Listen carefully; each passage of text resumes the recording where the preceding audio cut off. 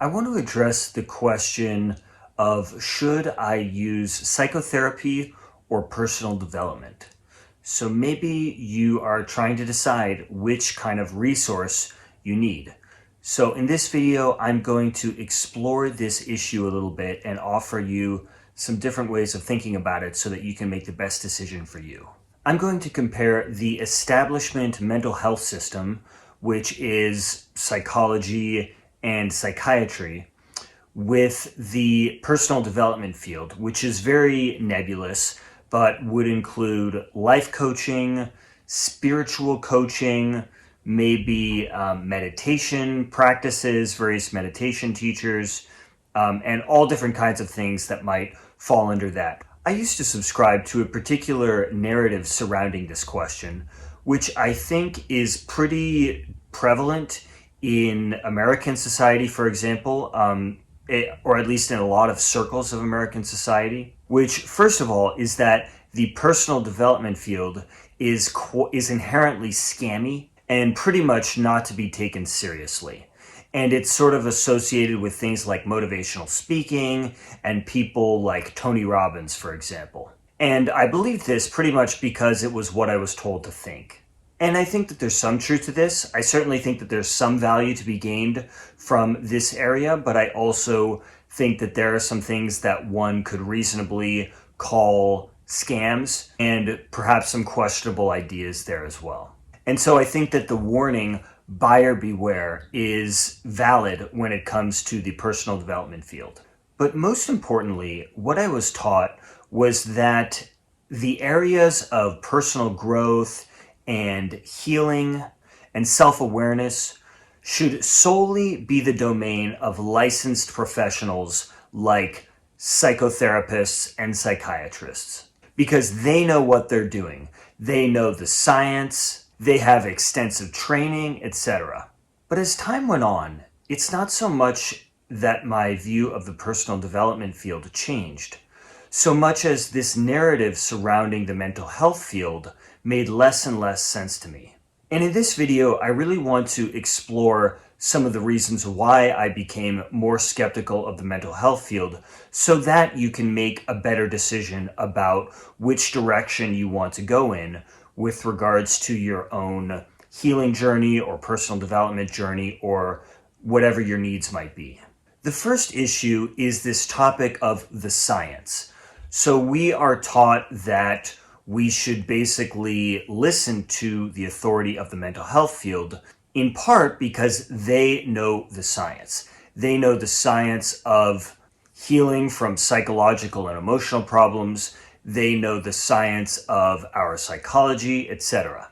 But I think it's totally legitimate and probably a really good idea to ask the question of to what extent are these issues that fall under the topic of mental health amenable to science? Is psychology really a hard science, or is it a soft science? Well, I think the answer is very clearly that it's a soft science, kind of like political science or sociology. There's a great article that came out which basically argues that psychology is not a science at all. And I'll put a link to this and to many of the issues that I'm going to talk about in the description. This article cites 5 basic criteria that a field needs in order to be considered scientifically rigorous, and they are clearly defined terminology, quantifiability, highly controlled experimental conditions, reproducibility, and finally, predictability and testability. Psychology, by the way, meets none of these criteria.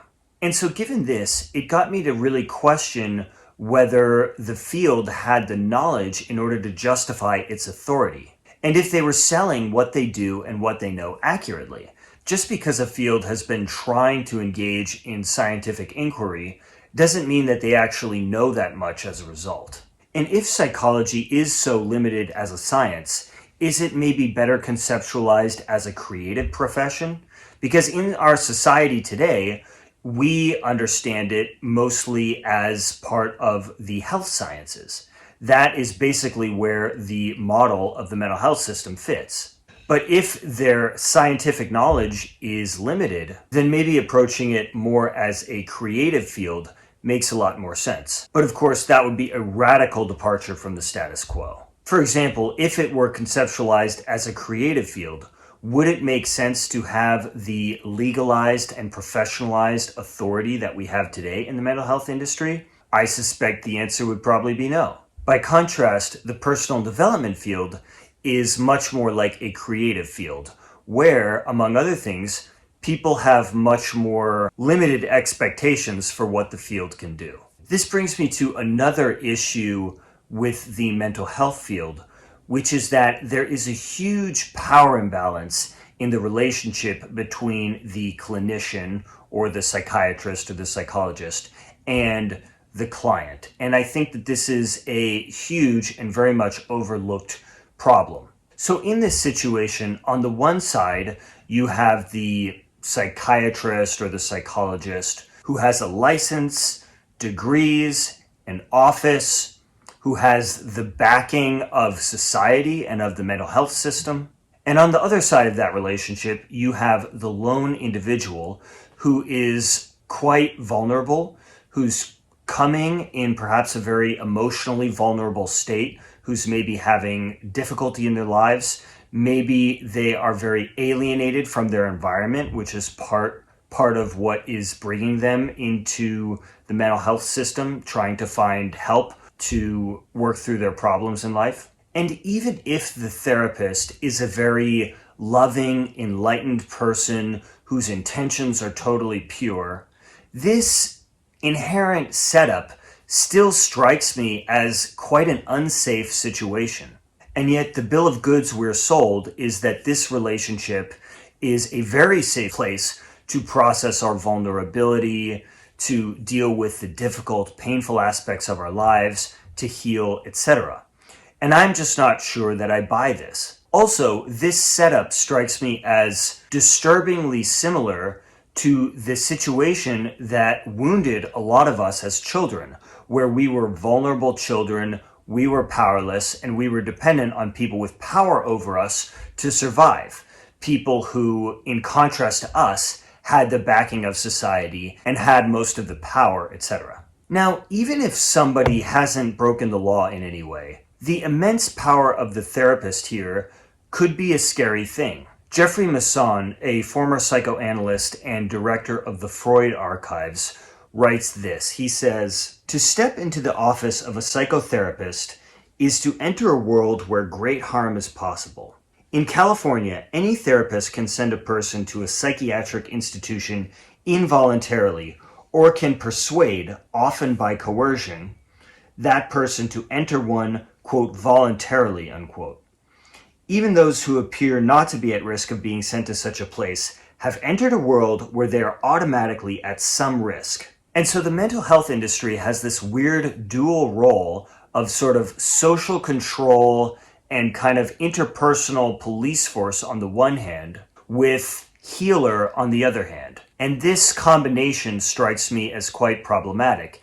And it's also not what we're told. We are not told, typically, in our society that the mental health industry has this dual role. No, we're told that the mental health industry is there for us to deal with our mental health. Masson goes on to say, "Therapists wield enormous power, whether or not they seek it. Imbalance in power rarely leads to compassionate behavior. Yet it is precisely such compassion and knowledge that we have been conditioned to expect from a therapist, any therapist." Now, I think this would be a good point to mention that in this entire video, I am in no way saying that you shouldn't see a therapist or any licensed mental health professional for that matter. Not at all. They might be helpful for you, and of course that is the individual's decision to make. It is to suggest, however, that you might want to approach it in a very aware, cautious, empowered, and sovereign way. The personal development field, by contrast, does not have anywhere near this power imbalance. And I think that that is an advantage of the personal development field. Not that it's not there at all, but just that it's a lot smaller. Now, probably the main thing that got me to really question this dominant narrative of the inherent goodness of the mental health industry was starting to witness for myself and also understand more and more some of the immense harm that the mental health industry caused human beings, both in the present as well as the past, and how the mental health industry is not this benign thing that we're led to believe it is. As I've already alluded to, the mental health industry has never been purely about helping people and healing people. It's always had a strong element of social control and maintenance of the status quo, where people in positions of power within systems use it to basically control people with less power. And I think that this truth has been so widely dismissed in our society, partly because it's pretty inconvenient and pretty uncomfortable to look at. But if you look for it, there have been a lot of really great thinkers that have talked about this. People like Michel Foucault, Thomas Szasz, Irving Goffman. Seeing these and others talk about this issue taught me that it was a very legitimate concern as opposed to a kind of paranoid notion that one should just dismiss. There have been many, many examples of the mental health industry used to enforce social control and maintain the status quo.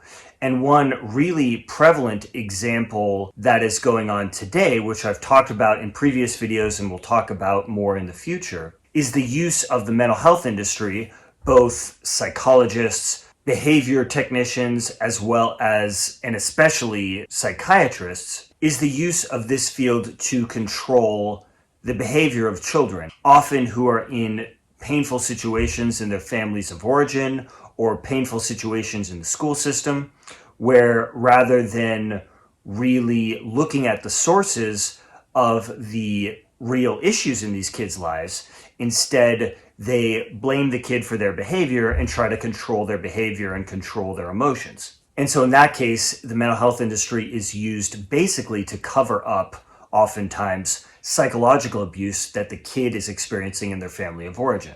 Another example is how psychiatrists have basically drugged many different populations in American society in order to control them, whether they be children, as I mentioned, or foster kids more specifically, which is a big group that this has happened to, or the elderly, or women, as well as people of color, and probably even more groups. Another example is the integral role of psychiatry in the eugenics movement, and in particular, psychiatrists were used to identify victims for forced sterilization.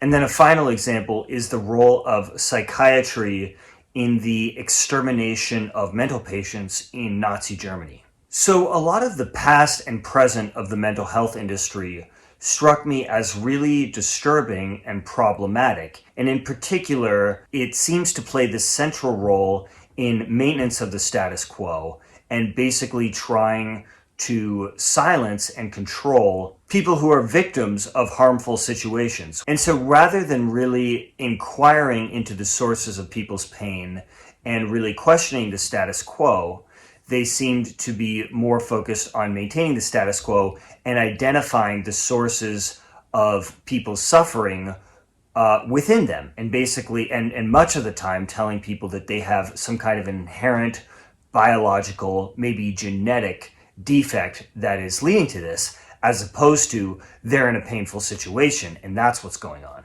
And I think it's worth mentioning that the personal development field has been accused of doing something similar, where basically instead of helping people, again, understand the sources of their pain and suffering within the context in which they find themselves, they make it about basically them needing to adjust their attitude. So how then should we approach all of this here? Well, my personal view and what has worked for me is that these issues of personal growth and self-healing and self-awareness are probably best approached as something where we are the authority on it and where we approach it in a very self-directed way, as opposed to a mental health professional or a personal development professional basically telling us what we need to do and making sense of our situation for us. Instead, I think it's fundamentally our responsibility to make sense of our own situation and guide ourselves through this process. Not that we can't get help if we feel like we need it, whether from a personal development professional or any kind of a mental health professional, but hopefully we find ourselves in a situation where there isn't an enormous power imbalance, because that can be problematic and, quite frankly, dangerous in my opinion. And I think it can also be really positive to approach this as a kind of creative endeavor, where we take what we like and maybe we try out different things and we can quit them at any time, but where we are in charge and we are responsible. What has just really never sat right with me is the whole idea that there is this professional authority who has the right answers about what we need to do, about what's going wrong in our lives, about how we need to heal, etc. And I've just found over and over again that licensed mental health professionals see things this way. They really think that they have the right answers, and their interpretation of what's going on, their lenses that they use to understand you, are basically correct. And I think that this is kind of arrogant and kind of dangerous. And once again, while I think all of these issues are really important, none of this is to say that you shouldn't seek professional help, that you shouldn't seek the help of a licensed professional. Maybe you'd find it helpful. Again, it is simply to underscore the importance of approaching all of these issues in an empowered, sovereign way. So I really hope that this video has been helpful for you. Please consider sharing it with another person. Also, subscribe to the channel if you haven't done so already. Thank you so much for joining me, and I look forward to having you for the next video.